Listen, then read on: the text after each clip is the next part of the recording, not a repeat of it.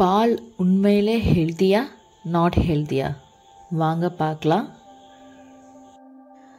ஆரம்ப காலகட்டத்திலேருந்தே பால் ஒரு இன்றியமையாத உணவு.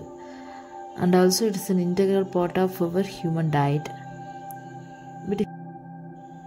because it has lot of nutrition value and health benefits.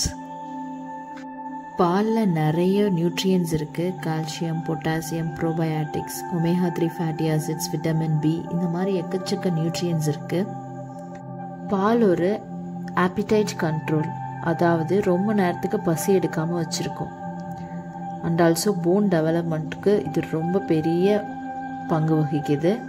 3 to 12 age வரைக்கும் பால் ஒரு இன்றியமையாத உணவு. அப்புறம் ஏன் சில பேர் பால் ஹெல்தி இல்லைன்னு சொல்கிறாங்க, அதையும் பார்க்கலாம் வாங்க. பிகாஸ் பாலில் லாக்டோஸ் அப்படின்ற ஒரு வேதிப்பொருள் இருக்குது. இதை சில ஹியூமன்ஸால் செரிக்க முடியாது. ஸோ இதை லாக்டோஸ் இன்டாலரண்ட் அப்படின்னு சொல்லுவாங்க.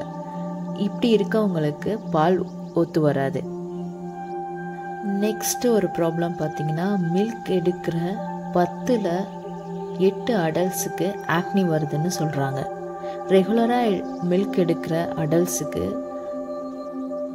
ஹார்மோனல் இம்பேலன்ஸ் வருதுன்னு சொல்கிறாங்க. ஹார்மோனல் இஷ்யூ அப்படின்றப்போ பிசிஓடி, பிசிஓஎஸ் அந்த மாதிரி சிண்ட்ரோம்ஸ் நிறைய பெண்களுக்கு இந்த காலகட்டத்தில் வர்றதுக்கு மிகப்பெரிய காரணம் டெய்ரி ப்ராடக்ட்ஸ். ஸோ கன்க்ளூஷன் தான் என்ன? பால் நல்லதா கெட்டதா? முன்னாடி காலத்தில் கிடைக்கிற பாலில் நிறைய பெனிஃபிட்ஸ் இருந்தது உண்மைதான். இப்போது மாட்டுங்களுக்கு நிறைய ஹார்மோன்ஸ் இன்ஜெக்ஷன்ஸ் போட்டு நிறைய பால் ப்ரொடியூஸ் பண்ணணுன்ற டிமாண்டில் நிறைய ஆர்டிஃபிஷியல் நியூட்ரியன்ஸ்லாம் கொடுக்குறாங்க. ஸோ இதை சாப்பிட்ற நமக்கும் ஹார்மோனல் இம்பேலன்ஸ் ஆகுது. ஸோ போன் டெவலப்மெண்ட் ஆகிற வரைக்கும் பசங்களுக்கு பால் கொடுங்க.